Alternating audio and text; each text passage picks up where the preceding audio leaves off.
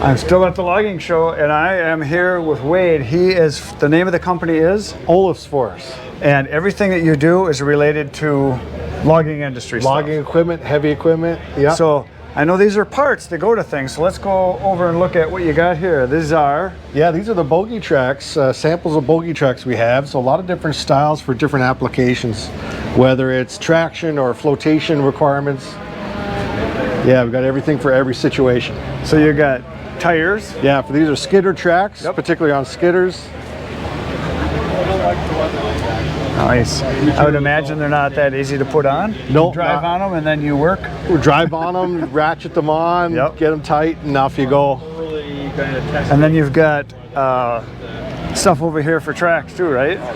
This is a sample of our bogey track system. This is a Kovacs style track for a good mid-range traction and flotation, and nice. Guys can go anywhere with that. Go anywhere with that, yeah. So yeah, logging equipment is made to be used and abused, isn't it? Yeah, it's heavy and tough. And tough, that's for sure. They got to be both. Sure. And then you see you guys got a whole bunch of grapples over here. So yeah, are these bypass ones, or you got some of each? This is bypass some of each right here, right? So this is kind of more the standard logging grapple. Heavy duty abusive environments is what it's made for. So 360 means what? 360 is just refers to the area that it can grab and the amount of capacity it can grab. And this is a 420, so bigger. Bigger the number, bigger the area of grapple, and it's much heavier. And this is a bypass. And then what is this? And so these are similar, but they are made for more excavator attachments. Oh, okay. So construction industry. But this is not a bypass. Kind of this is a pincher, or what do they call it? Yeah, it's a pincher.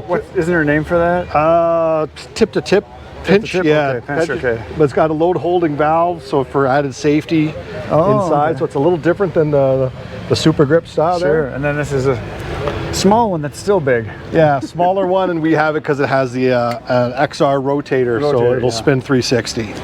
Nice. So this will fit on pretty much any kind of equipment. Yeah, any kind of equipment. Basically, we go up by the size of the excavator that someone's running, and then we specifically. Right. And then who's your best customer kind of?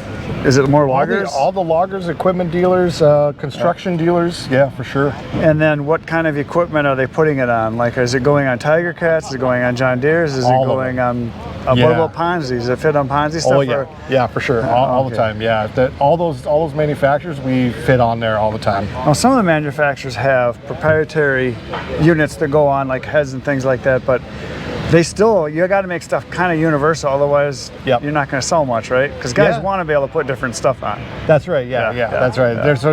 That's why we see like on this multi-grip, this pin grab, it'll attach to anything that has a pin grab attachment, whether you have a tilt rotator on it or an excavator pin grab attachment. And then what is this called then? Because that's a different attachment. Yeah, that's basically an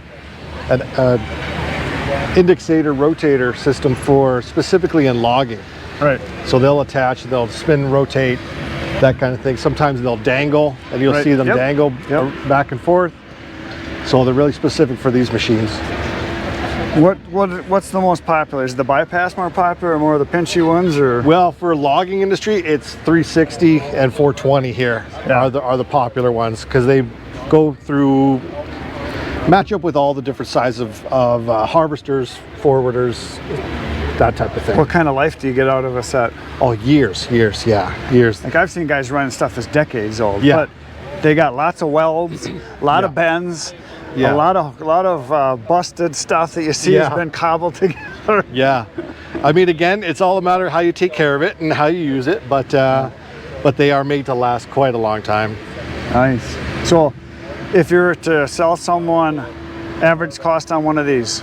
Average cost, we're probably talking north of 5,000. Oh, that's lower than I would have guessed. Yeah, somewhere around in there. That's way lower than I would have guessed. If you start adding in some rotator on top, you can maybe get to double that, depending on the situation. And then when they buy the tracks, like you see on the tire over there, they're going to put it on all 6 tires. Usually there's 6 tires. Yeah, right? 6 or 4 for a skidder. Yep. Right. And if you do a set of 6, what's that going to run them? Oh, well, see, a set of 2, you're probably talking in the 6,000-7,000 range. So I would have guessed about that for just 2 of them. For 2, yeah. And then if you do the tracks, they're twice as much because it's more. It could be, so we can get into the 10,000. There's some that get to 15, depending on size and type. And no, Do they ever break off the studs here, the grippers? I mean, do they ever get broke off? They do, yeah, they can, and they wear down. So that's why we have replacements for the guys. So they just order up through their dealer. And is it better just to weld them versus having a replaceable with some type of a bolt system, or? Welding is best. It just stays on longer, and it's just the way to go. But so there's specific weld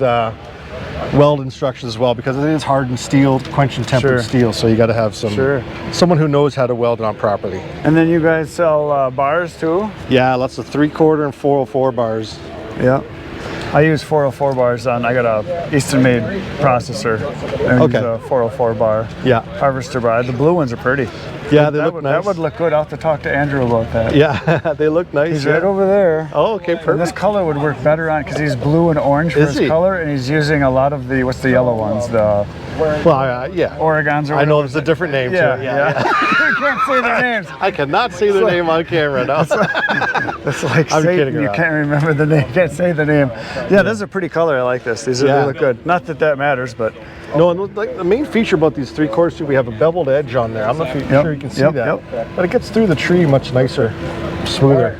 So you got bevel on all of them? Yeah, this is the 3/4, so it's not on the 404. Is that 404 there? Or? Yeah, this is 404 side here.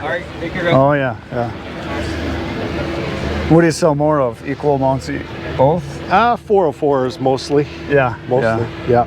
Well, the thing is, though, at the 3/4, they last so much longer, don't they? Yeah, right. Exactly right. I just talked to a guy yesterday, and he said they were using 404s, and he said they weren't getting a week out of some of them, and then they put these on, and they're getting months. Yeah, I was just talking to a guy, and he said he's doing 150 to 200 bars a year.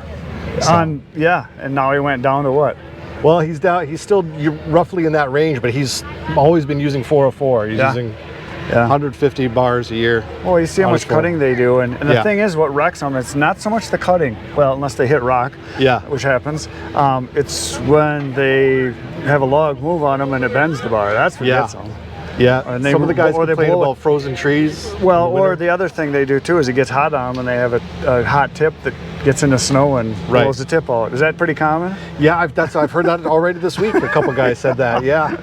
Yeah. So that's that blows the tip a little bit. So you got coming down in 2024. There's an option of a 404 replaceable tip coming down. But that's kind of some new stuff for us. Yeah, these are replaceable, right? Yes. Yeah, that's right. That's the first thing that goes is right here, right? Or you blow out the sprocket. Yeah. Yeah.